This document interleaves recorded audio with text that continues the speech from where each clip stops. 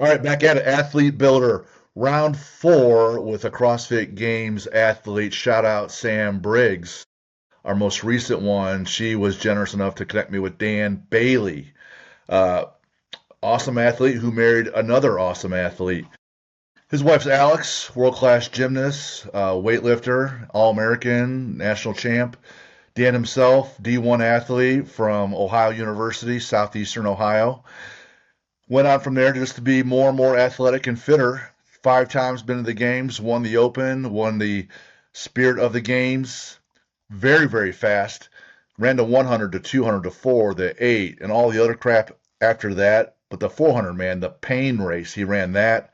I like the 100 way better because it's over quick. But we got Dan Bailey on today. We're going to talk fitness. We're going to talk evolution of CrossFit. We're going to dive into his faith because that seems to be very prevalent in who he is, and it's everywhere. When we were doing our due diligence, Dan, thanks for coming to the show.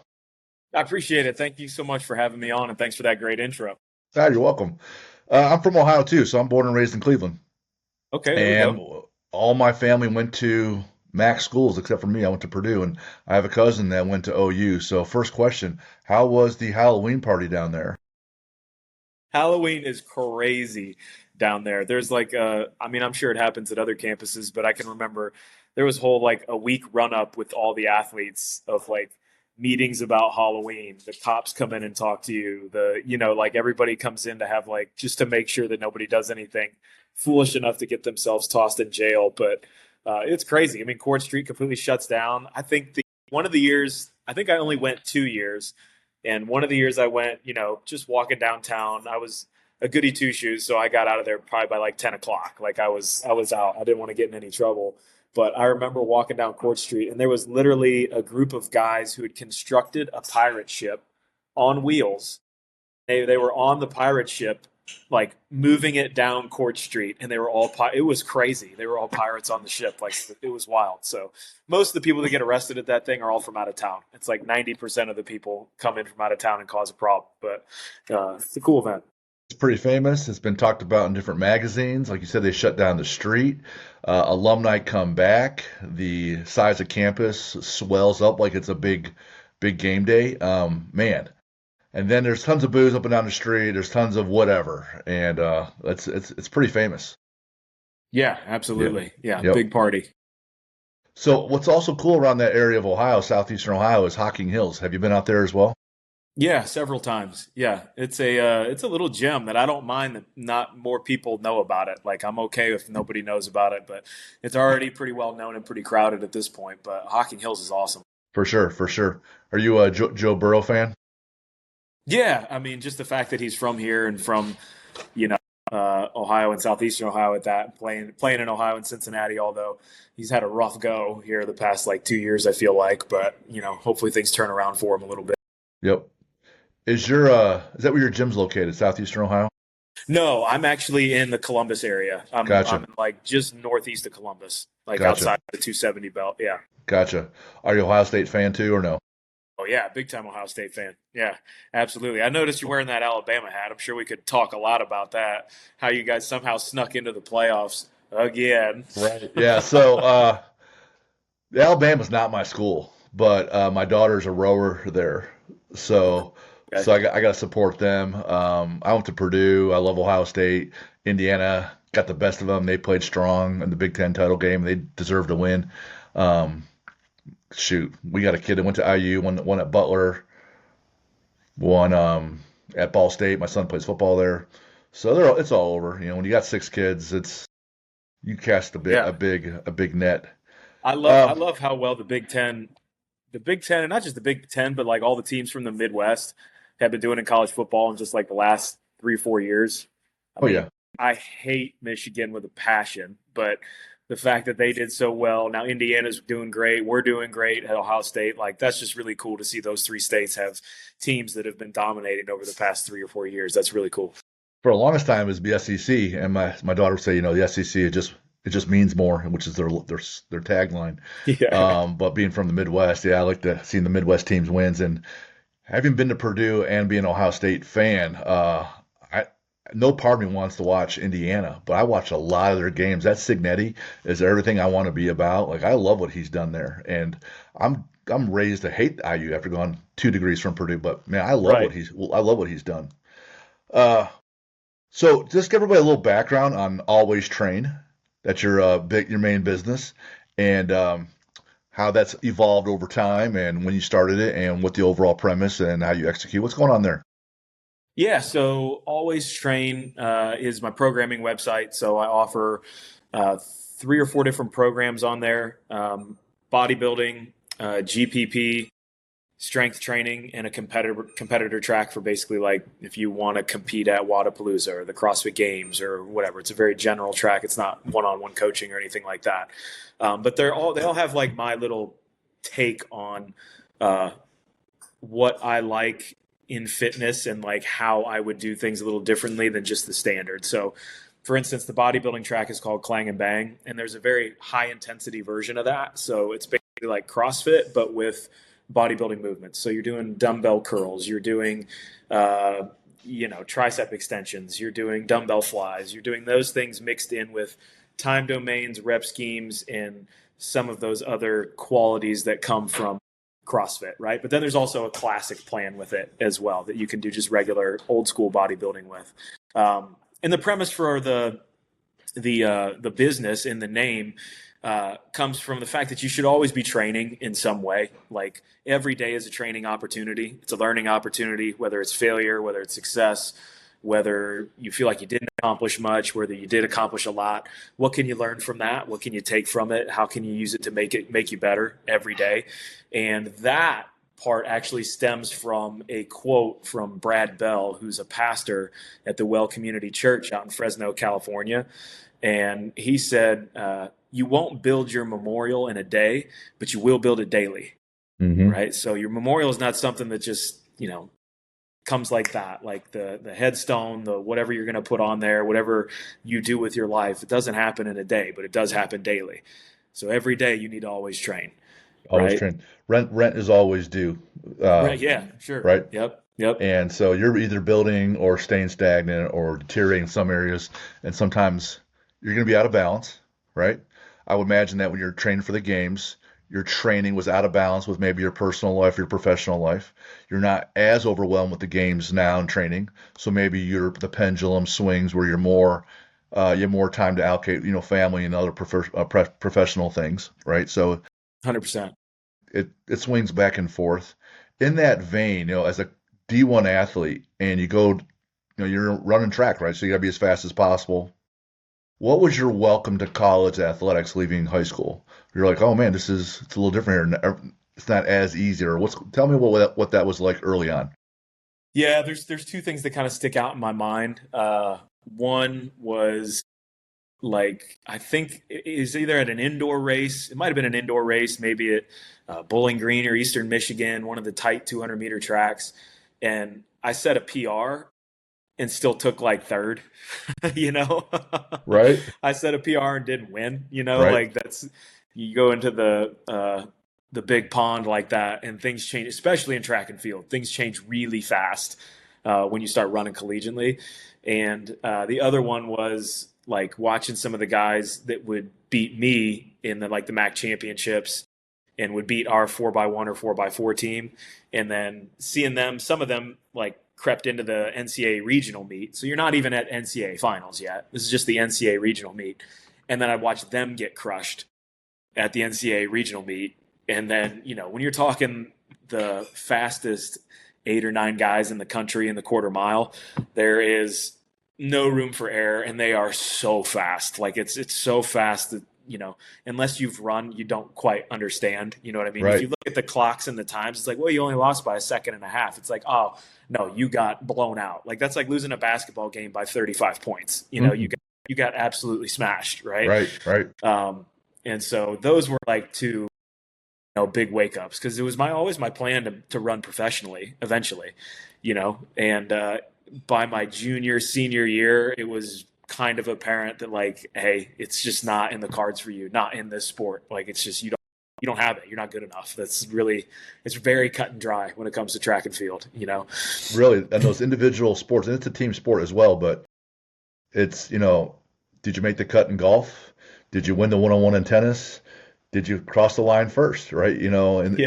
In the race.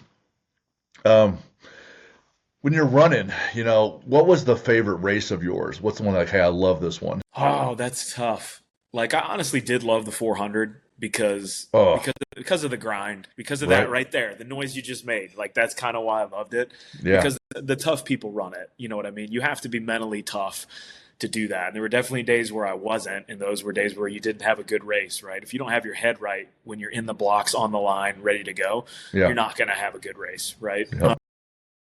But I did enjoy that one just because of the competitiveness in the last 150 meters, especially with a bunch of guys who are really good and you're all right around the same times. Hmm. You just have this vision of these people are right next to you running. You're all gassed. You know that everybody's hurting like really bad, but everybody's just pushing as hard as they can towards the finish line. So I really did enjoy that. If I had to pick one that I would have preferred to be good at, it would have been the 100. If that would have been, The I fastest would guy have, on the planet. yeah. And just the training for that is, I don't want to say it's easy because it's not. There's still hard components of it, especially in different parts of the season. But the training's way more fun. It's way more enjoyable. It's way more, uh, You're not running a whole bunch of 400s. yeah, you're not always feeling like you're vomiting. Like there's not Right. Yeah. those test days that come around for the quarter mile are bad. Like Yeah. it is, Right. it is just, you have to go to that place. But honestly, I think that that's what gave me a leg up in my quick rise in CrossFit. Um, I was used to that pain. That was a very familiar thing to me. It was not something that like I didn't expect to have or didn't know how to deal with when I got there. You max out a back squat or a deadlift, and from the time you unrack in the squat and stand up, it's 6, 8, maybe 10 seconds if you're really slow in that grind. When you're looking at 47 seconds on a one lap around of holding that same level of intensity where your eyes want to fall out, where you've watched the 100s, they finish, and sometimes they're not even breathing. They haven't taken that many breaths over that 9, 10, 11 I seconds. mean, it's between, I can't remember what the best in the world do it in, but usually you're looking at like 44 steps Hmm. is usually like a world class 100 or maybe under that, somewhere around that. I can't remember what I was exactly, but yeah, it's over so fast. Have you been out to Eugene to watch national championships? I haven't. It's a giant regret of mine. I need to get, it's on the bucket list for sure. When people ask me and my wife about sporting events to go to, that's one of our top three typically to go to out there and just you see the greatness. Everything matters, right? And but they're still college athletes. Everything's measured by seconds or inches. So super, and it's just legendary place. Steve Prefontaine, Nike's out there, right? Yeah. Yeah. How about like having known I'm very superficial at the sport in terms of my overall knowledge, but if you follow Shakari Richardson at all, she is a sprinter, 100, 200, even the four and when she wins, she's like violent about it. When she's crossing the line, she's looking at people as she's crossing, and it just likens it to like David Goggins' approach where I'm going to take your soul that day. And you got to think your next time up, like that's got to be in your head, right? You, you, you guys play any head games in athletics? Uh, Favors they yours? they do. You can, and it's like, but it's way more subtle. It's not something if you don't Right. understand the sport, like if Sure. you're watching, you're not going to notice it. But for a lot of guys, especially in the 100, it's how long are they taking to get in the blocks? What are they doing? Like when the starter says on your marks, and you're supposed to drop down and get into the blocks, you don't Yeah. want to be the first person in there. Because you're You don't waiting. want it because you're waiting and you're Yeah. waiting and you're getting tense and you're sitting down and you're not. That's just not in a race that is decided by hundredths of a second, maybe a thousandth of a second here and there.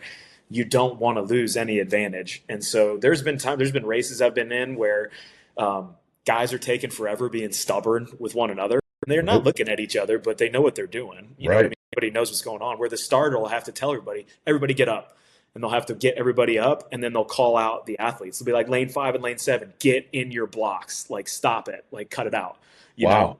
And that's part of It's part of the that's gamemanship. part of that. Yeah, Yeah. part of the gamemanship. And then to your point with like Shikari, like erupting at the finish line, that's all in you at the start. But for the 100 in particular, that has to be, all that intensity has to be channeled very specifically, because where you're not like uh, physically taxed like you are in the quarter in the 100 meters, at that level especially, the technicality of it in every step you're taking and your body angles, your from your first three steps out, you could lose the race in the first two steps, like that. You could be that far behind where like it's over, you know.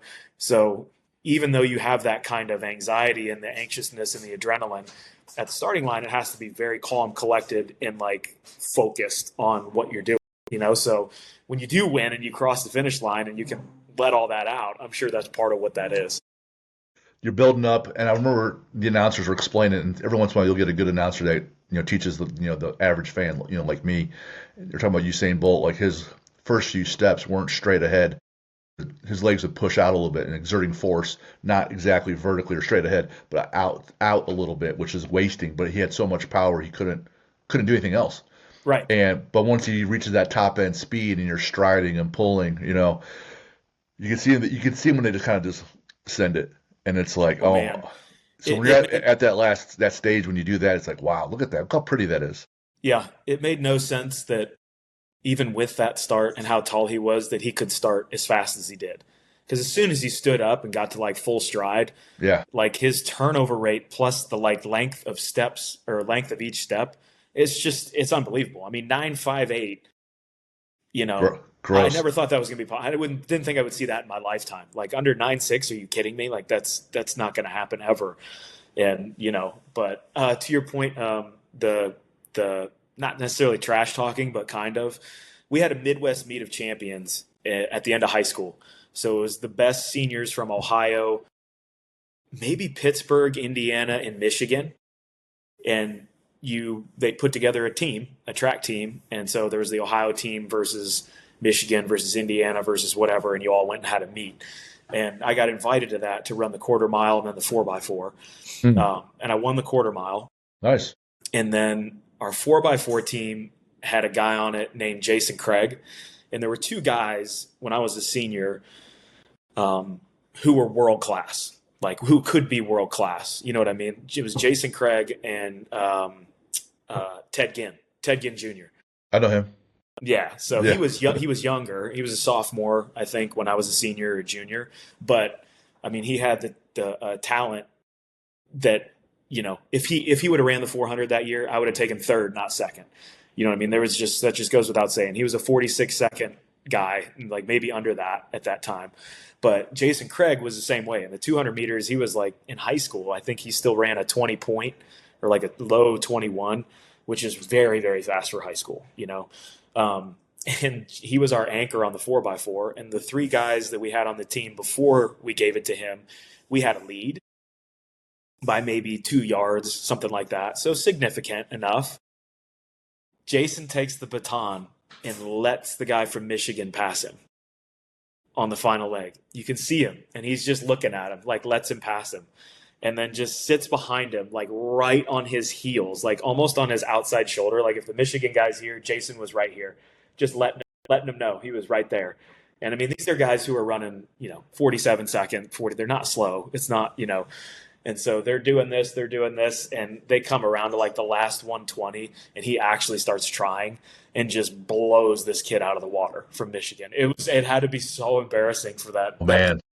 But Jason was one of those guys too. He was unbelievable, and he just crushed him. People at that level that win like that, they have that extra gear, and Yeah. others don't, right? And Mm-hmm. your extra gear is still going to be awesome, but that elite level, they're going to let Yeah. you know who's dad, right? Right. Exactly. What was the welcome to CrossFit moment, whether it was in that Columbus regional or out at the games, and you're like, well, shit, I'm pretty strong, I'm pretty fit, I'm winning some other things, I can do a lot of things, my scores are good, I'm doing fine in the open, but hey, man, it's a little different here, right? What was that Yeah. moment where you're like, oh, okay, it's OU all over again? For sure. In 2011, that was my first CrossFit Games, and I think coming into the stadium on, man, if it would have been Thursday night or Friday night, I was in the lead. And I think it's the only time I've ever had the lead. I might have to correct myself there at some point, but the next workout that came up was rope climbs and clean and jerks. And I was pretty excited about it. Like I could climb the rope. I could, I was strong enough, love clean and jerks. And I did terrible in that workout. Like I just did bad. And I shredded my hands and fingers, got all ripped up, all bloody everywhere. And then going home that night, like waking up the next morning, like my hands were cooked. I was super sore. And I was just like, oh, wow, like I have another 2 days of this. And like I'm already feeling it, after day one or day 2.5. I can't remember what day it was for that. But yeah, I mean, that kind of thing right Right. there. You're like, You're kind you're of close. flying high for a moment and then all of a sudden, boom, right back down rock bottom, watching everybody kind of pass you by. And then you're not feeling great after that. And I'm not in my comfy gym or the easy regional, not easy regional, but the regional where I could prepare a little bit better. It's like, oh no, real deal here. And things aren't going the way you want. So how are you going to respond? It's always the deal, right? It's event plus reaction equals outcome, right? And it's not just event equals outcome. And you're sitting there in pain and you're like, well, shit, I got more to go. And so you got to break it down and find a way to move forward, which, athletes keep advancing or don't, at that Yeah. point. The sprinters are supposed to be pretty powerful and they lift. The 2 milers, the 5Ks, they don't lift nearly as much, right? And you're in the sprinter world, so you're going to be doing lifting for sure. But there's a difference between training to be a college sprinter and then being a well-rounded games athlete. The absolute strength has to go up, your proficiency and other lifts have to go up. How long did it take you to go from college to that 2011? I didn't see the year you graduated. So take us through that bridge that gap, and how you evolved as an athlete into that different sport. Yeah. So I graduated college in 2007. And then I was a track coach and PE teacher out in Fresno, California, with a friend of mine for about 2 years, roughly. And I was still just kind of running, and I would run with the Fresno Pacific University track team every now and then. I still thought about doing some competing with that, but really it was just kind of like I was just trying to hang on to something that I loved.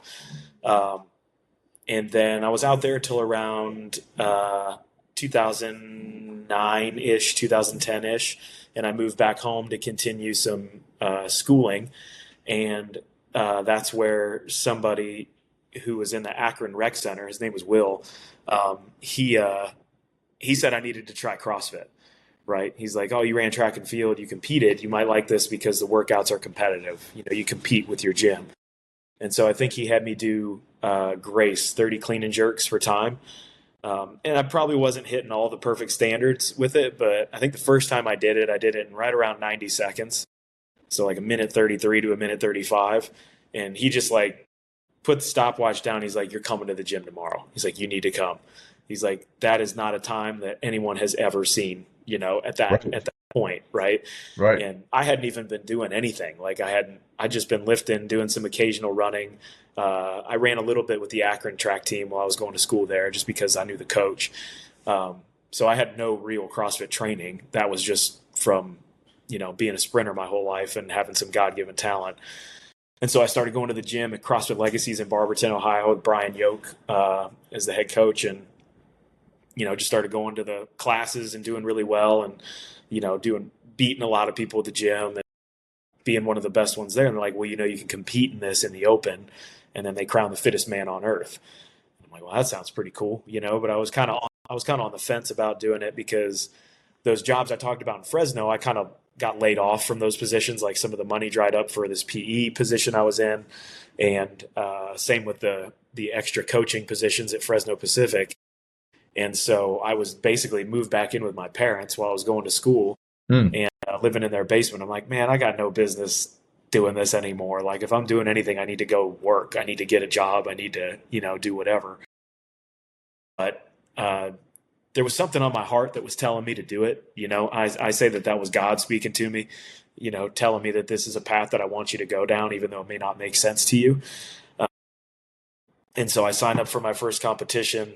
I won the sectional that year, only having done CrossFit for like 2 or 3 months. and then didn't make it to the games that year, the regional. I was doing really well all weekend, and then like the last one or two events, there was just some skills I didn't have yet, like snatching and either bar muscle ups or really good chest to bar pull ups that some of the guys with more experience did, and they just kind of took the lead away from me. I just wasn't prepared yet.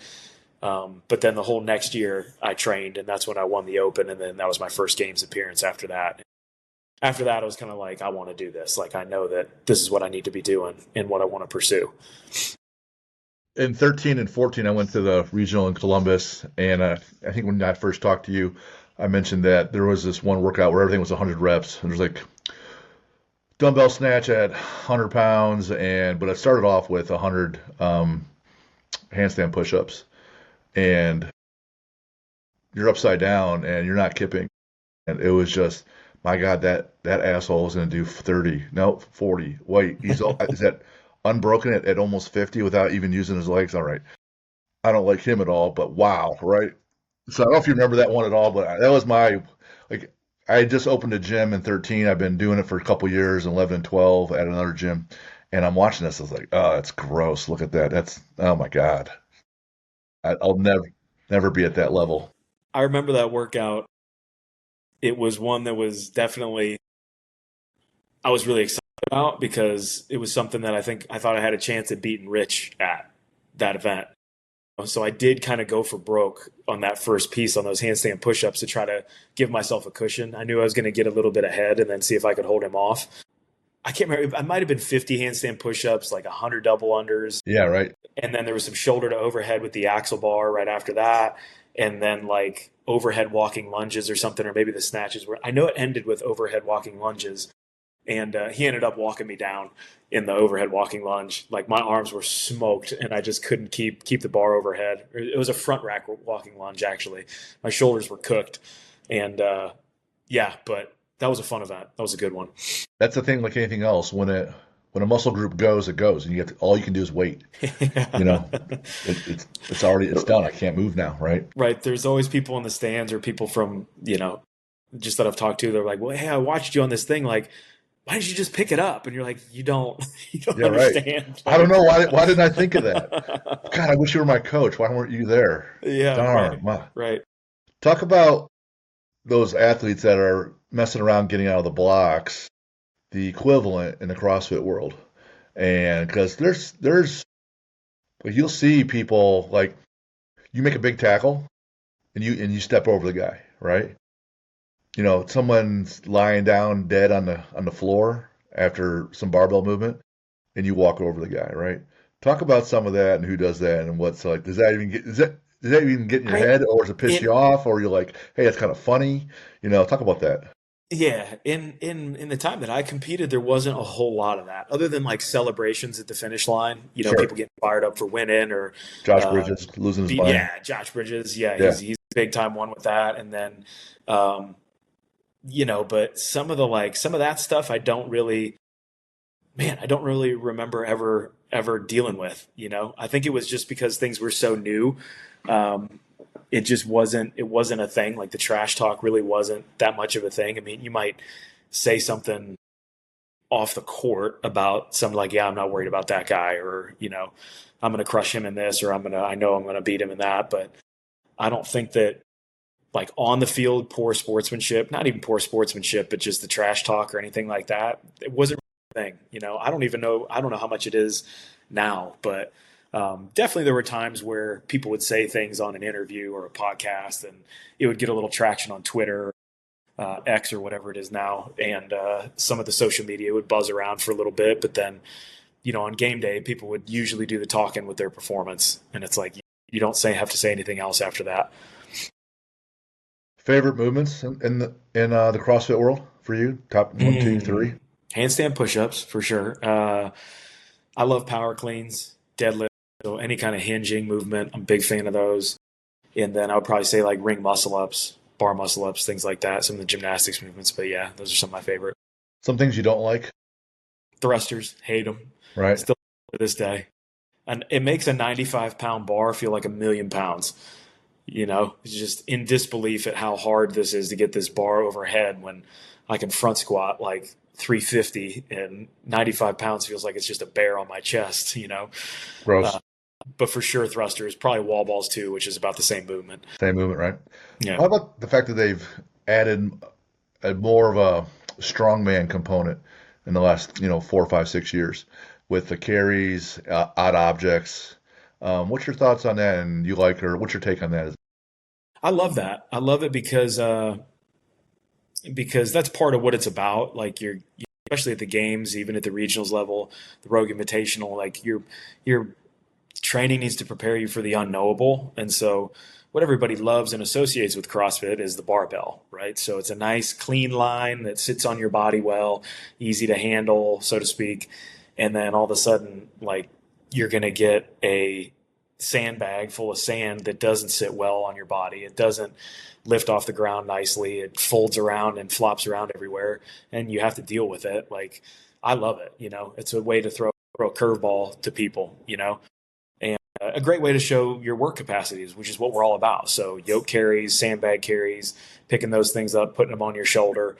It's real life stuff that you're doing, whether you're doing jerry can carries or whatever it is, carrying your groceries inside. It's the same thing on some level. Same deal. Two things I love about that component, especially, you're living in the Midwest, and I'll get some pushback when I'm saying we're doing sandbags, and I'll say, man, do you go hunting? Because when you shoot a deer, right, there's no bar going through its butt to pick that deer up, right? You got to squat down in an awkward position, wrap around it, and figure a way to pick that thing up, and haul it to, an ATV or something like that. So one thing I'm like, hey, for your life, you kind of need this, and I would argue it's more functional than a barbell, right? Because it's odd object. Um, Two, when people say, "Hey, man, I'm doing this comp, but you know, here's my results. It's not like it was on training day," and I'm like, "Yeah, everyone has practice. Everyone lives in the garage. Everyone goes to basketball practice. There's a controlled environment, but to make it a sport, it has to have that unknown variability. Whether it's raining outside, in tennis, you still got to play, but there's that unknown piece in the CrossFit world, or whether it's the venue, the weather, the objects aren't uniform. I'm like, there has to be some randomness to make it a sport. Otherwise, it's just training in a controlled environment, and you got to have that to make it fun. Yeah, no, I agree completely. And like, yeah, When you're, I'm looking at also your resume. It says, "I'm the head coach for Rogue." yeah. Talk So about what does that entail? What does that mean? I'm just the head trainer there. So I coach the employees. It's an Okay. employee only gym. And so I run 3 classes a day, 3 days a week down at Rogue Fitness. And it's still technically CrossFit Columbus is the affiliate of the gym. Um, but yeah, so like anybody who works there has free classes that they can go to. And then if people don't want to join the class, I obviously still help them out if they want some other kind of programming or a workout for the day or anything like that. So I'm just kind of there for that. And that's what I do there. I remember years back, the CEO, I can't remember his name, begins with an H. Bill Bill Henniger, Bill and Henniger, Katie Henniger. Yeah. right? They posted a job opening for the CFO. I'm Hmm. like, Chief Financial Officer. I'm like, well, I got an MBA, I got a finance background.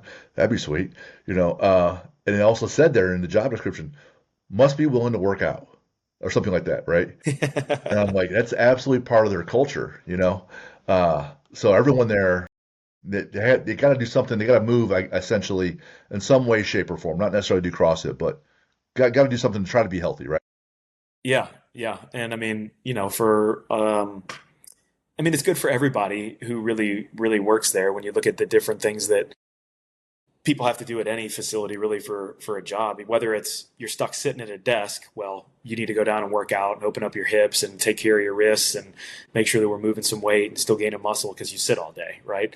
And for other people, if you're working in a warehouse, if you're working a machine, if you're moving plates from A to B, whatever you're doing, it's like, well, you need to be capable and you need to know how to lift and you need to know how to pick that up off the ground and you need to know how to do it properly over and over and over again so that you don't get hurt, so that you don't, injure yourself, and so that you have that capability to do your job and go home and have no problems picking up your kid and anything else like that. So it's a great fit.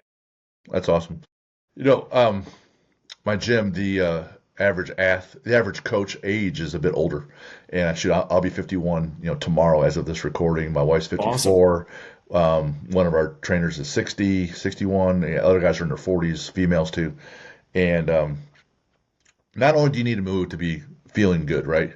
But more and more, a lot of times you're still not feeling good just because you're older, right? Like my wife has had enough knee issues, meniscus tears, ACLs that, yeah, then it's almost she'll need a total knee at some point, but not quite yet. We're kind of staving that off. So her knee doesn't feel great. But what I tell people, if your knee's not going to feel great, at least you want to have a knee not feeling great, but you're still decently lean, or you're decently still, have some cardio capacity. Because if you just sit down, well, you got a bad knee and you got a whole bunch of other bad things. So I can't say that training all the times takes all the pain or aches and pains away, as you know, but it does help keep a lot of them off, right? For sure. Go ahead.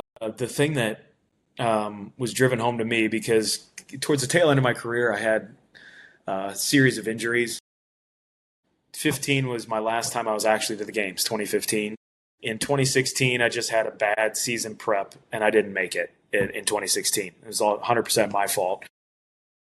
17, I had a partial tear in either my bicep tendon or my pec on one of the workouts, so I withdrew. And then in 2018, like all the signs were there to take a season off. You know what I mean? Like I clearly needed a break. I couldn't string like 2 weeks of training together without having an injury, something popping up where I need to take 3 or 4 days off. I need to go to a doctor. I need to go have somebody take a look at something.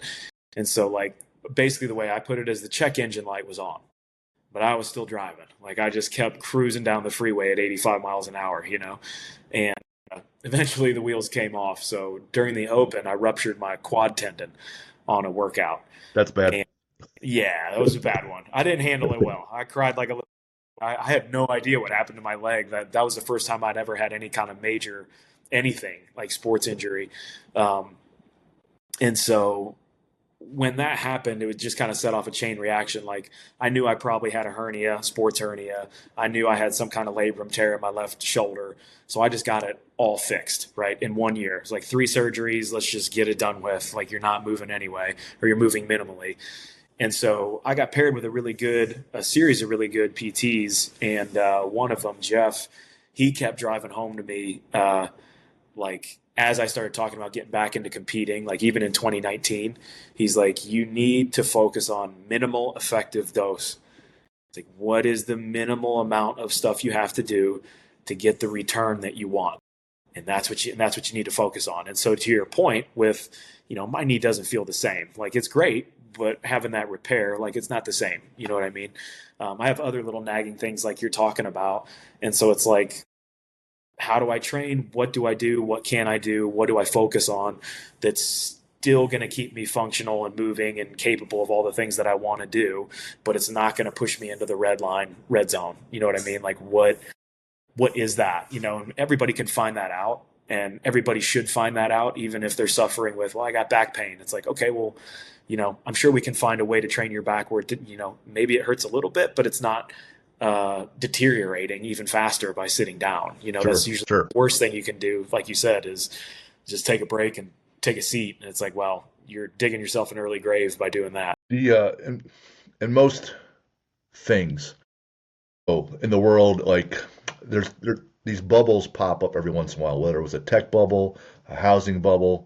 Companies will do that. You'll see entire sports where for the longest time in the NFL, it was a running league. And then it was a passing league. Now it's the defense can't touch anybody. So things get out of proportion or out of whack.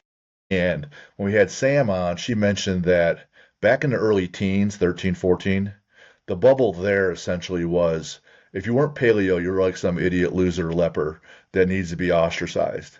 That carbs are horrible. All you can have is a sweet potato. And other than that, then you're just a loser, right? And so everyone thinks that, hey, everyone's doing this. These cross games athletes are doing it. It must be right, right? Yeah. Fast forward a decade, and people are like, those carbs kind of help. So from your standpoint, you've been in fitness for a long time. You've been an athlete for a long time. You've been competitive for a long time. You see things ebb and flow and evolve. what are a few bubbles, if you will, or things that have evolved in the CrossFit world that are like, way back when we thought this, but here's something that's better now, Oh man, for sure. 100% the number one thing is training volume. Like, oh right? my gosh, we would beat the tar out of our bodies, from 2011 to 2015. You know, there's guys now who are smart enough, guys and girls. They're like, well, they finish the games or they finish whatever, and they take a month off. Where they're just focused on recovery. Maybe they swim or bike a little, or literally do nothing, right? Like, and just cruise. I mean, I don't know anybody that I train with that didn't maybe take a day off, and then we were just right back to like doing two workouts a day, like two sessions a day, over and over and over again, and sometimes three, four sessions a day. And it's just like it had some benefit in that, it kind of took you on this curve for a while, right? The adaptation could be really fast if you can handle it. You know what I mean? If you can Hold stomach it on. and handle it and hold on. Yeah, hold on. Yeah. If you can, the wheels are like wobbling, about to fly off the car, but you're still kind of going down the road. Like you could gain a lot really quick, but like eventually, like I don't know anybody who I trained with back then, specifically Graham Holmberg, Bridges, Froning, any of us who don't have some kind of thing that is just going to hang around with us for the rest of our lives because of that attitude, right? So that was for sure a bubble. It was just like, and like just so much barbell, so much heavy lifting, so much, always doing those things rather than just focusing on a little more time on the rower, a little more time on with some gymnastics, a little more time with, whatever. And it slowly kind of got a little bit better, but at the same time, like the volume was just insane and a lot of unnecessary volume, and the guys nowadays, the guys and girls are way better, I think, at managing that, and at the time we didn't know. Right. You're in a brand new Sure. competition, brand new sport. It's like Yep. you're pioneering this thing, and it's not like anything else. Like in track and field, right away, track and field is not like basketball. I can't just go out and shoot free throws. You know what I mean? You kind of can, maybe with some mental rehearsal, doing things, but there's a giant point of diminishing returns. Like if Yes. you have a really hard practice with sprints, whether it's quarter mile or 100, you need that 48 hours Yes. before you do it again. Sometimes 72 hours before you can really actually operate it at the speed that you want, because you don't want to learn how to run slow. If you do too much, you're just going to learn how to run too slow. Your stride length isn't going to be there. Your turnover is not going to be there. It's not going to be where it needs to be. So you need to have like specific rest periods built in. And what you're doing on those other days is still helping, but you have to just stop. You have to like sit and relax and stretch and maybe like just, have a day where you warm up and then you go home and that's it, right? With CrossFit, it's just like, well, we lifted so much yesterday. We got gymnastics today, and why don't we pair it? We didn't do cleans yesterday, so let's do cleans instead of the snatch, and let's do, and well, we can swim, and now we can go bike, and now we can go, and it just never ends. And so like the Right. intensity sits here, and it just keeps going across all these disciplines.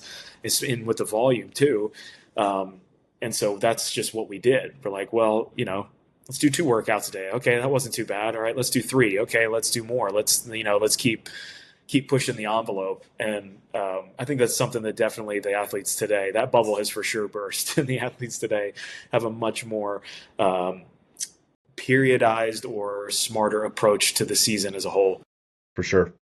I totally agree with that. There was I've had a number of discussions with the West Side Barbell guys. If you've ever been there with Louis Simmons, I have.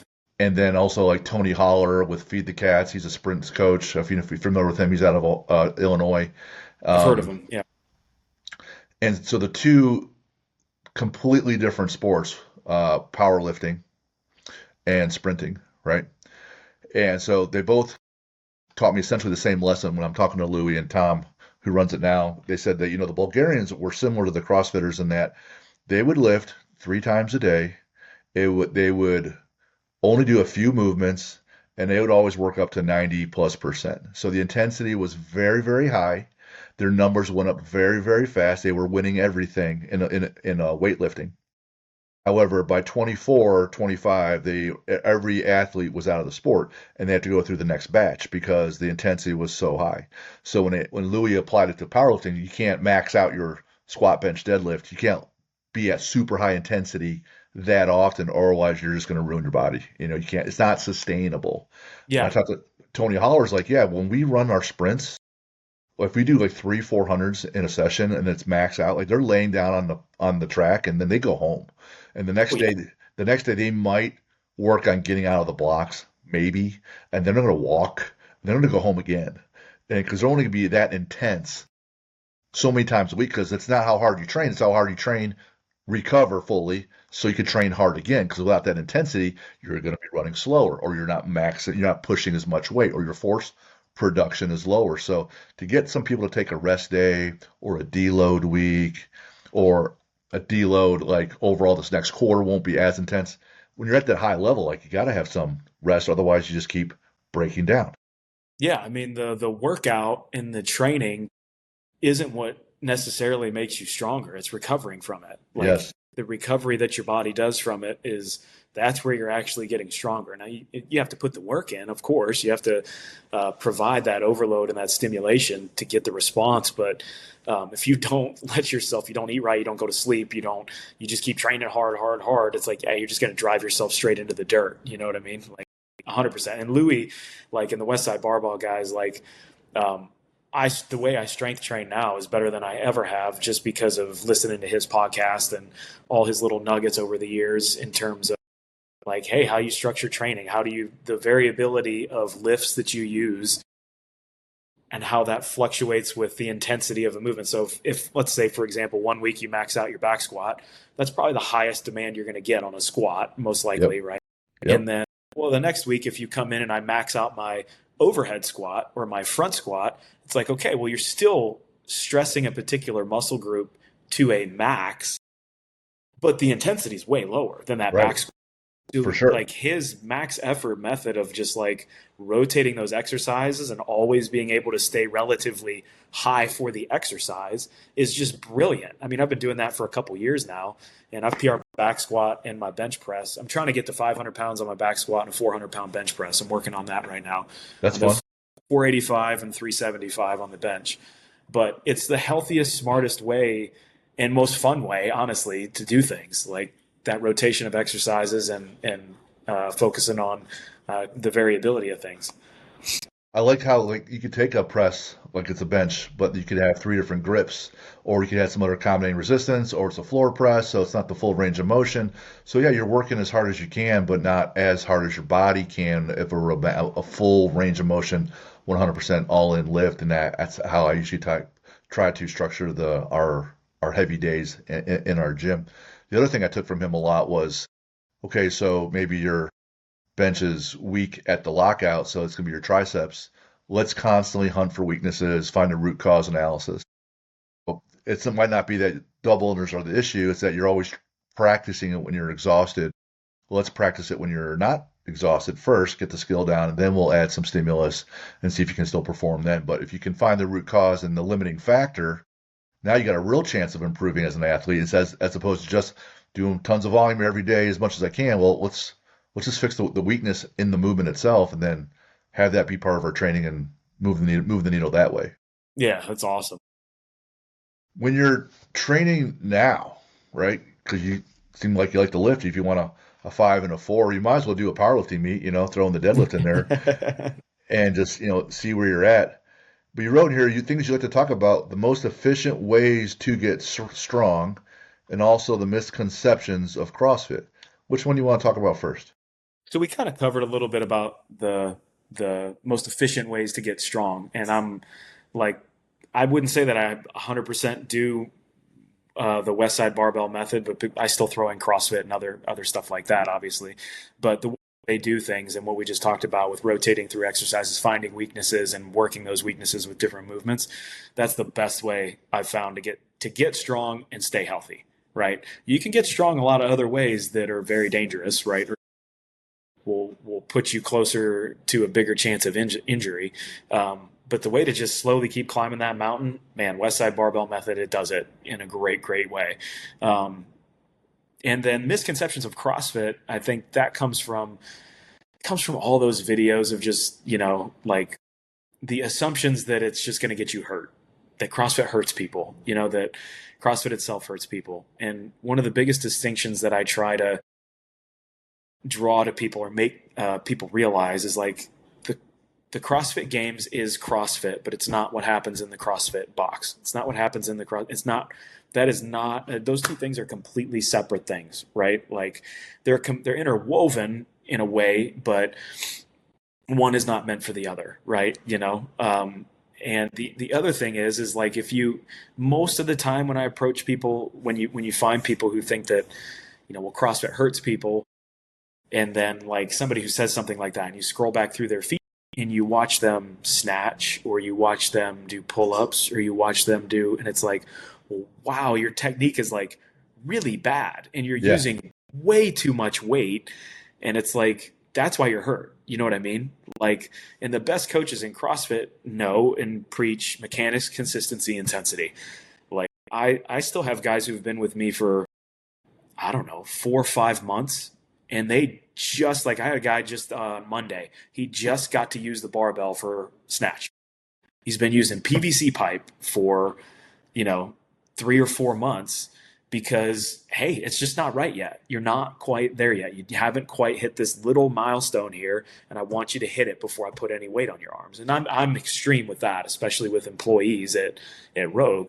But if you do it that way, it's like, you're more or less guaranteeing that you're going to get the favorable outcome that you want. That's increased work capacity across broad time and modal domains, and you're not going to hurt somebody, right? Like there's this, and then with programming, like that's the other thing. Way too much barbell, way too much like super high intense 6, 8, 12-minute bangers with, heavy deadlifts, heavy power cleans, heavy snatches, heavy everything. And it's like, when was the last time you just did a workout with gymnastics, with not picking up any weight, with just doing push-ups, sit-ups, some pull-ups, maybe add a rest minute in there. You know what I mean? Are you varying the modalities enough in your week-to-week training that allows people to stay intense but not overtrain in particular movements or particular areas? And I think a lot of that pours into the gym from the games. Well, this is what happens at the games. This is what is exciting and sexy, so people will do that at the gym or do it at their home gym even. I'm not like just bashing bad coaches or anything like that, but they just see that stuff and that's what they think they have to do every day. And it's like, when was the last time you just came in and rode 10 by 500 meters? Then that's it. Like, go home. Like, that's CrossFit. Do you understand that? Like the monostructural day, just come in and do that. And maybe it's a 500-meter row. Maybe it's 500 meters for time. It's going to take you 90 seconds to a minute 40. And then you're done. And then you go home. And there's a reason for that, right? It's because the 2 days you had before it were a 20-minute AMRAP with Cindy and then Diane or DT with the barbell. And it's like, okay, yeah, we're going to hit this for 90 seconds because it's the time domain we haven't touched in the past 3 days. And then you're going to go home. And then you're going to take a rest day on Thursday. And it's like, nobody really wants to do that. They just want to continue to kind of beat themselves down. But that's not actually what the methodology preaches, right? For sure. When people come in, they'll say, hey, Jim, I heard CrossFit hurts people. Does CrossFit hurt people? I go, yeah. So does running. So does So does weightlifting. So does everything, right? Let's be honest. Yeah, there's plenty of bad runners, right? Bad form. They still run every day because that's what they do. They'll say part of their identity. I am a runner, right? Yeah. So if they don't run that day, they are somehow less. And I'm like, oh man. So I'll turn it back around. Why do you think people get hurt in any kind of sport? I'll tell you, we got teenage boys coming in, and if you're a strength and conditioning coach in a high school, there's that measure and dick issue where it's like, hey, what'd you bench? I'm trying this. Or these girls are watching over here. Hey guys, watch this, right? So you could be doing anything, and your ego gets in the way. Shout out Ryan Holiday and his book, Ego is the Enemy. Listen to your coach. Move correctly. To your point. Mechanics, then consistency. Consistency takes a minute. You can't just, hey, I got it once. I'm good to go, right, Jim? I'm good to go. And then you got to think like long term. So James Clear's Atomic Habits, build your habits so that they're sustainable, right? There's some enjoyment to it. So you keep coming back and you're not like, man, this is pain all the time, right? You want to keep coming in and not be injured. So if you're always super intense, that's why I like CrossFit's approach with conditioning.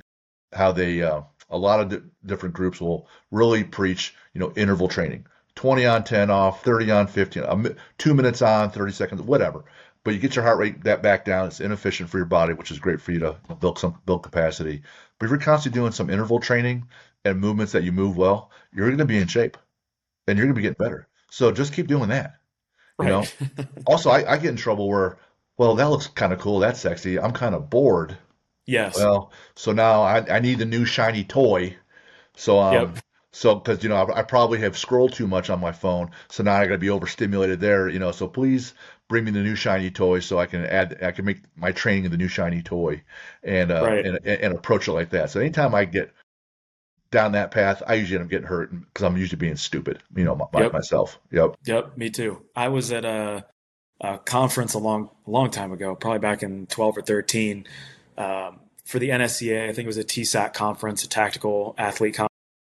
And that was a relatively new thing at the time. And somebody was talking about like how bad CrossFit was and something else. And I think he kind of referenced the games a little bit and what these athletes are doing. And it's like, I think I approached him after. I talked to somebody after and I said, look, if your son or daughter is going to ride a bicycle, or you're gonna teach somebody how to ride a bike, do you take them to the like Red Bull Mountain contest, set them on the bike, be like, here you go, and just Right. roll them down the hill? Like, what do you think's Right. gonna happen? Like, yeah, Tour de France, day one, right? yeah, you're gonna get killed. You're gonna get crushed. Yeah. Yeah, if the everyday gym goer, even somebody who's relatively well versed in the gym, sees a workout from the games and they walk into the gym like, I'm going to load up 405 on the deadlift. I'm going to do weighted pistols with a 53-pound kettlebell, some handstand walks, and ring muscle ups. Let's go. It's like, yeah, you're going to walk out of there broken. Like something Limp. bad is going to happen to you. And that's Yes. literally not what the methodology of the sport or a majority of the coaches would ever have anyone do. Right. So it's just that weird misconception of, you know, like you said, the shiny toy, The that shiny kind of, toy. right. Yep. The So your wife's kind of a badass too, not just you there. And so Big time. all American. This means you're tops in the country, right? All And American in gymnastics on the beam. She did the beam. Yeah. see, my mom stuck me in gymnastics, which I think is great for kids at a young age. It's great for everybody, right? And I'm on that beam. I'm in kindergarten, and I'm terrified. I'm falling off that thing. I could not stand it, right? But those people that are complete like flying Walendas on that beam and landing on it and not dead. It's amazing to me. But then she goes from there to weightlifting, throwing weight overhead, right? So when I tell my kids, hey man, if you want to not be selfish and make the next generation of BB athletes, then go out find another athlete and marry that person, right? So when you and your wife are weightlifting together over the years, is it like, hey babe, check this out over here, and then when she beats you, right?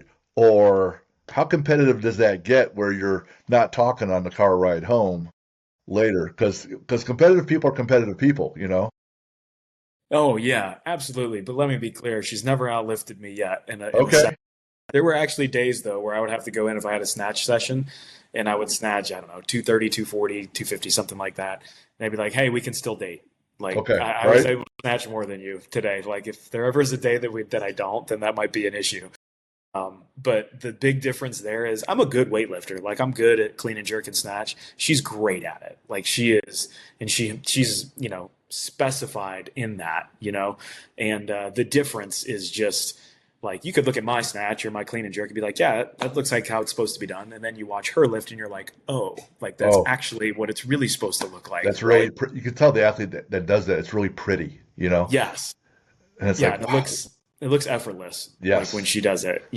Hmm. She also went to the CrossFit Games in 2014. She qualified Geez. in 2014. Yeah, so that was like she didn't have much training going into that either, but made it. And that was actually the first place that we met. Was then How, at the athlete hotel. She was in the elevator, and I was walking into the elevator to go up to my room, and she was in there, and I said, I knew who she was because I was like following the season. I was seeing who made it and everything. And I was like, hey, Alex, how's it going? And she didn't say anything back to me. ouch. Yeah. That's your welcome to Alex moment. So how did you have to take another swing at some point, right? Yeah. And I did. And luckily this time it turned out a lot better. So we ended up married and got twins now. So Hey, Alex, what's your Fran time, babe? yeah. So if I brought her on here, how would she tell the story on how you asked her out? Oh, I'm sure it would be different. Oh, how I asked her out? Yeah, Yeah, I won't lie. I jumped right into her DMs. Yeah, attaboy. she had something on her story about she was doing bicep curls or something like some kind of accessory work from training that day, and I said something stupid. I can't remember what I said. I need to scroll back and find it and like get that comment. But I You should said take something take a stupid. picture and frame it and put it on the wall. Yeah, Yeah. as soon as I sent it, I was like, "You are an idiot," and I like punted my phone into the woods. I'm like, "She's gonna tell all her friends like you are the biggest moron ever like for doing that." But she was just really nice and responded back, and then we started chatting. Took pity on you. Oh, Yeah, this boy thinks he's being funny. right, I'll give him exactly. I'll give him a shot. Oh man, that's awesome. So you have twins. Are they same sex twins? No, different. We got one boy, one girl. My brother and sister are boy and girl twins. So Oh, okay, yep. I don't know if you have that running through your family. Twins are different. Like they just growing up, they can sense what the other one's thinking and feeling. It's different, man. It's pretty wild. So good for you guys. How old are they? A little over a year and a half. They were born in April, so or well, last April of Yeah. 24. Oh man, Yeah, good for coming you. going on 2 years. Yep. One of the things that you mentioned, I want to make sure we get into this definitely before we wrap up here, is there's a few guys in every sport that they point out that faith is a big deal to them, right? Some people faith is not a big deal. Some people say there is no life after death, there is no God, whatever. But some people completely disagree, whether it's Hinduism, Judaism, Christianity, etc. And you and Rich and others, at least in the CrossFit world, they make it pretty clear that Jesus is big for them. So my questions were like, faith ebbs and flows for every person over time. As you're evolving from an athlete over time, what is a time or instance where faith really carried you through? And when was another time where you thought, man, I thought my faith it really got tested here and I didn't do so well? Yeah. If we rewind to um, two points really. When I first started CrossFit, right, like I mentioned, um, and thought I was honestly just being irresponsible with what I was doing and how I was living and doing whatever. But I felt God's calling on my heart to continue to do what I was doing to compete. Like I felt like that was what I needed to be doing, and that's where faith kind of carried me through there because I could have easily just shut it down and been like, I need to go get a teaching job and start doing this and forget athletics. Like I tried my pro to be a pro in sports and I didn't make it. It is what it is, and move on. But my faith brought me into the sport 100%. Like, um, and took me to capability of sharing the gospel worldwide. Basically, I've shared the gospel on other continents to people of something that I would not have ever imagined doing um, unless I took that step of faith, right, and believed in what my heart was telling me, what I felt God was telling me. So that's one way that faith kind of carried me into the CrossFit Games and competing and all that and everything that's come after that. Um, a way where I don't think I responded well. And I've told this story before, but when I had all those surgeries, when I had all those injuries, like for most of my life, I've been taught through Athletes in Action, Campus Crusade for Christ, like other things, that your identity is found in Christ at the end of the day. Like, and my mission has always been the same. Something that I wrote in a book a long time ago: improve the quality of other people's lives through the saving power of Jesus Christ, right? And no matter what I'm doing, I'm able to do that. And no matter where I'm at, I'm able to achieve that goal. It doesn't matter if I'm competing or I'm coaching or I'm doing whatever, I can still achieve that goal. But when you start wrapping your identity into being the athlete and being one of the greats and being one of the best and being one of this and that, and then it just gets taken from you so fast. Like I understood what my identity was, but what I didn't really realize for whatever reason is that like all the prep in the reading of the book and understanding the verses and having that relationship with God is for when you hit rock bottom. It doesn't mean that you will not hit rock bottom because you will. You're going to feel awful. You're going to feel miserable. You're going to be depressed. You're going to be sad. You're going to not know how to get out. You're not going to know where to turn or what to do, And I think that was a misconception I had, because I've had trials in my life, but this was something very, very different, especially in the way that it happened, and some other circumstances that were going on in my life at that time just brought me really, really low, right? And it took me a while to kind of really realize, like, hey, like this is not necessarily a bad thing. This is how this is supposed. This is why you trained in the Word of God for so long. Is for this moment right here. How are you going to respond? Right? None of and the Bible is incredibly clear that believing in Jesus Christ, putting your faith in Him, that He brings you into the family of God and will get you into heaven, and He died as your sacrifice for your sins, so you can spend eternity with God. That doesn't promise you an easy life. Like none of Oh, that. like Paul. Yeah, I mean, it's pretty well laid out that like now you're probably going to get pressed even harder now, because it's what I need to do to you to get the best out of you. It's just like training. You don't get better unless you work hard, get pressed, get under the heavy weight, right? It's no different in life. Like those things are going to come around. They're going to push you to be better.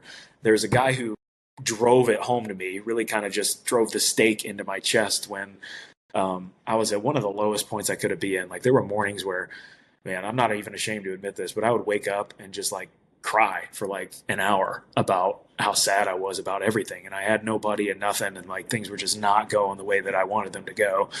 And I remember a friend, Brett, who I met through Rich, actually. He called me, I think randomly, just to see how I was doing. And like I just dumped the truck on him with like everything that was going on, everything. And I'm like, look, man, I'm reading my Bible, I'm praying every day. I'm like, I'm doing all this and that. And he's just like, well, hey, man, it sounds like you're doing the right thing. So you're probably exactly where you need to be. He's like, don't get in a rush to get out. And that hit me like a ton of bricks. Like I was looking Yeah. for the lovey-dovey response, the it's going to be okay, everything's fine. And like all I said is like, dude, you're doing the right thing. So you're right where you need to be. Like just sit in it, learn from it, like get used to it. Like things will turn around, but you need to stay right where you're at and just absorb everything that's happening right now. And that was a time where I didn't respond, I don't think, properly in the attitude I have. But eventually it turned around, and it's changed my life since that point for sure, and everything that's happened since then. Mm. It's powerful that you have that moment. What a gift to have that bottom. That way you have the lesson, right? And then when you have the lesson, then you can teach the lesson and you can pass on to your own family as well. And then you can grow from that. But if everything's all roses, well, then everything's pretty easy. Then you're probably pretty weak because Yeah. you can't really handle the things. You go through that pain, then you can't. I remember the the regional workout that we were talking about with the handstand push-ups. Graham Holmberg, he's pretty well documented about his faith, and he's asked about. I think you guys huddled up and said a prayer before the WOD started, and basically he said afterwards is, "Hey God, if this is still the path you want me to be on, like I hope this is really the right path because I'm going to be in a lot of pain in the next minute and for a long time." And then I remember I was watching a documentary on Ray Lewis, and he's in jail, right? And because he's all about his lifestyle and winning, but not deep in his faith as he should have been. And he said he heard the voices where he felt God was saying to him, "Can you hear me now? Can you hear me now?" Right? Mm-hmm. And then I had Tim Tebow's episode on the Sean Ryan show was Yep. outstanding, I talking haven't gotten to about listen to that yet, but I need to. yeah, it's awesome. It's awesome. When he's playing for the Broncos and they win the playoff game and they go into the next round. Because he at the time he was having 316 on his eye black all the time, John 316, and so his buddy asked him, "Hey man, do you realize what happened?" He's like, "Yeah, we won. We won the playoffs." He goes, "No man, you threw for 316 yards. Like Yeah. everything was 316." Like, and then he felt like in Tim's words, "Hey, I was off the path, off the path." For me, it was 1 year into running the gym. Like my whole background's finance, investments, JP Morgan, MBA, and stopped. And I'm like, all right, get certifications, business plan. I'm going to make people healthy and better. And I'm 12 months in, and picking publicly traded companies is different than running a small business of one person or two people, figuring all that stuff out. Like I have no idea. And I I didn't have automatic systems for anything. There's no software. I'm just an idiot. And I sunk everything I had into it. And there's a knock at my door late one night, and I see the tow truck out front because they're going to repossess my car because I'm behind on payments. And so I convinced the guy not to by giving him cash. And then I have to call the company right then and there and pay off the bill, which means I use some other credit card. And then, he leaves and I still have my car because I'm, single parent at the time with three kids. And so, uh, I'm crying and upset and I'm calling. I probably called my sister at that time, called a couple others, but my sister was usually my confidant at the time. And she's like, Jim, maybe, maybe this health and wellness, maybe this CrossFit thing, maybe it's just not for you. You gave it a year. Why don't you go back to the investment world? And I was like, no, this is the deal. My calling is to get people better mentally and physically. This is the deal. And she's like, well, you're not good at it. I go, yes, that is absolutely true. And so I went to Catholic school, and my high school is all boys, Jesuit, St. Ignatius in Cleveland. And so for the Jesuits, it's ad majorem Dei gloriam, for God's greater glory. You're here for God's greater glory, right? So AMDG and a cross is tattooed on my left shoulder. And so if I'm off track, this means I'm not trying, I'm just about me. And if I continue to try to get people better, then hopefully when I see him, he's already going to be disappointed about a whole bunch of things, right? But at least maybe I could say, hey, I try to get some people better. So that's my whole why along the way, um, for what it's worth. Yeah, that's awesome. Heck yeah. So I want to be respectful of everyone's time, of course, and I can talk to you for hours. I'm having a great time. So one, thank you.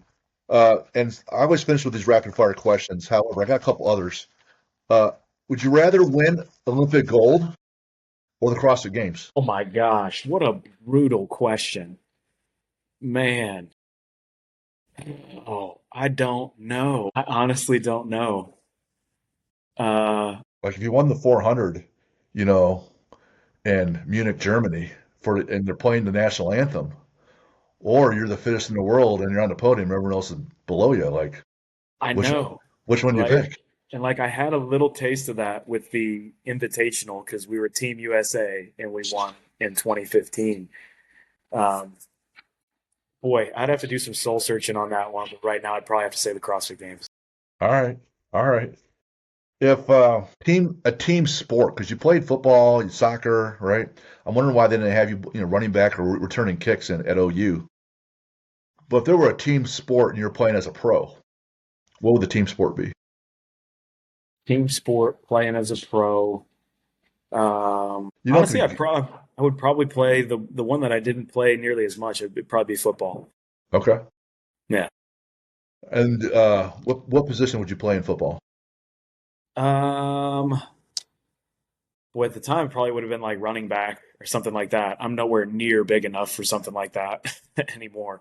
But yeah, probably running back. Yeah. 230, 235 running back. I don't see a lot of CrossFitters doing real hot at 235 pounds, right? For me, I'd be a linebacker for the Cleveland Browns. Of course, we'd still only have two wins, You, but whatever. I don't care. apparently, no one cares up there. No one, not a soul gives a shit about that team. No. What do you listen to when you're training? I'll listen to anything from rap, country music, podcasts. It doesn't matter. I can listen to kind of anything. I'm honed in on the lift and the task at hand. I don't need music. I could listen to nothing and still hit my lifts. It doesn't matter. But yeah, What's a bucket list adventure? You and your wife, no one else, no kids, and you guys cannot have done it yet. It's not a repeat. it's not a repeat. Me and my wife, no kids. Tour all of Europe. Okay, that's a big one. Absolutely. That's Yeah, gonna, that's a that's big gonna, one. that's gonna take a minute. Yeah, yeah. Tour all of Europe for sure. All right. Favorite sports movie? Ooh. I mean, there's I can't pick one, but Sure. like there's There's certain. Rudy, Yep. there's Major League, Moneyball, Miracle, Miracle on Ice. I can't remember if that was the name of the movie or not. Um, those are some ones that come to mind. There's funny ones, there's serious ones, there's tragic ones, yeah, right? How about a favorite sport to watch? Favorite sport to watch? It'd probably have to be football again. Um, when it actually gets to like the playoffs, like basketball, um, I like watching basketball. That's fun. There's so many games in the regular season, and like I've been to games where it's just like nobody's playing, like nobody's playing, but everybody knows like we got so many games this season. They don't always go all out. College football in particular, college basketball in particular, just where the stakes are a little bit higher, so the teams are more, there's more on the line for every game.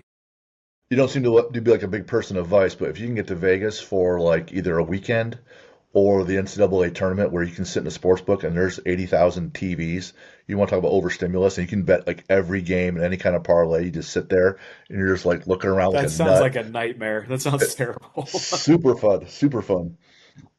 How about an athlete to watch? Could be living, could be dead, could be whoever. An athlete to watch, man. I've been so buried in my family and this house project. Like I have not even like paid a whole lot of attention to anything in sports. I don't even know if I've had. I mean, the one athlete I'm gonna watch because it's important to you and to me is Shador Sanders. Like we're gonna see how he does it. He's been like actually playing pretty well, even though we're not winning games. You know, but I didn't have a lot of confidence at first. I was a little uncertain, and now that he's in the game, it's like keep him in the game. Don't take him out on when you need a 2-point conversion to win the game. Don't pull Insane, him out. insane, It's so insane, crazy. Yeah. insane. And my brother's, he's texting me. He's like, "Hey, they just took him out in this last play." All I responded back was, "Yeah, they did. Yeah, of course Yeah, they of did. course they did. Of Of course they did." course. You got a favorite book? The Bible, for one. That's easy. That's cheating. Um, Which book in the Bible? Because I'll make it James, James. probably One, James. one James. Be thankful for the struggle, for it creates perseverance. Yep, because it's like it's tangible. It's a little more tangible. I like that stuff. Faith without works is a dead faith. Not that works is a requirement for your salvation, but you should be out there working. Yeah. How about a superhero? Could be a live person, could be a real person, could be fictional. Favorite superhero period was Superman, probably. That was always just he can fly, he can do everything. Obviously, he's got kryptonite. There's something there that can trip him up, but Superman for sure, and just the way that he would do battles. His respect for life in that way. But then, I mean, my dad is my superhero. He actually passed this year, Hmm. uh, and so losing him was tough, and he was just a one of a kind dad. Like he was just it's something that it's hard to put to words. You just know it when you see it, and you know it when you're around it. And he was a great dad.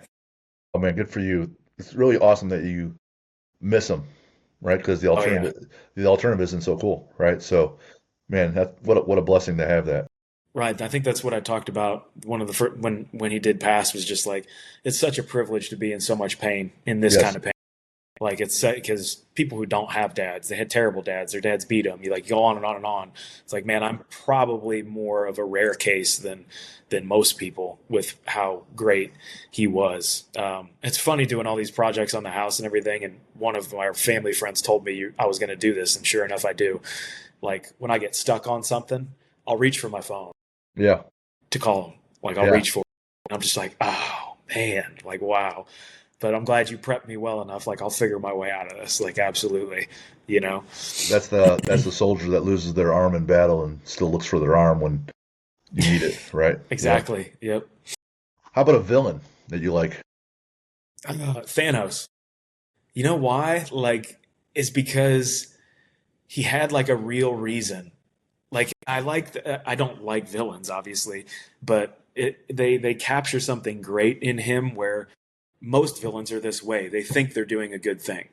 They think that they're doing the right thing. They think that their way is correct and it's going to be the answer when really they're just horrible, awful people for doing what they're doing. Selfish Yep. people, you know? Marvel is huge on humanizing the villain, so you have some like identifying characteristics, so you kind of understand why they're making some choices. The Star Wars world are just like, yeah, Darth Vader's just, he was treated really poorly, and now he just hates. So it really kind of depends. But in the Marvel world, they try to do that, like with Thanos specifically. You want to get one lift. What's your favorite lift? Only got one lift. It would be clean and jerk. Okay. Yeah, Favorite quote? You already gave us one. I did, and I need to. Acts 20:24 is kind of like my life verse. It's, I consider my life worth nothing to me, if only I may finish the task set before me, the task of testifying to the gospel of God's grace. Basically, that none of us are good enough to do it on our own. We need Jesus to get us there. And then I need to look up my physics teacher's quote. I had to find that. It popped in the back of my head when I saw that question from you. And he left me with that when I graduated high school. You may never get rewarded for living a righteous life. It is its own reward. If you lead a righteous life, it makes joyous participation in an otherwise miserable endeavor possible. Possible. Yeah. I saw that, what you wrote there. I'm like, oh, that's beautiful. Yeah. Chad Spurgeon, you said. Yep. Chad Spurgeon, he's a physics teacher. Yep. Force equals mass times acceleration. I say it all the time. Yeah. Where can people get a hold of you? People can get a hold of me on Instagram by sending DMs. Shoot an email over to info@alwaystraining.com if you got any questions about the training programs or anything like that. Those are probably the two best places. I've had to drop off YouTube a little bit while I've got these projects going on, but I'll get back on there here soon enough. Awesome. Man, shout out Sam Briggs again. Luckily, Sarah Wright in my gym went to Mimi Mahan's event that had Sam at, so I met all through that, connect the dots. Now we had Dan Bailey on, so shout out for them. And then Dan, thanks for being on. For those that want to get a hold of us, info@athlete-builder.com. Keep sending us questions. We're really blessed with your time, your authenticity, your lessons. I just really enjoyed it, and I'm really grateful for the gift you gave us today, Dan. Thanks so much. Hey, thank you so much for having me on. Appreciate All it. right, we'll see you. See you.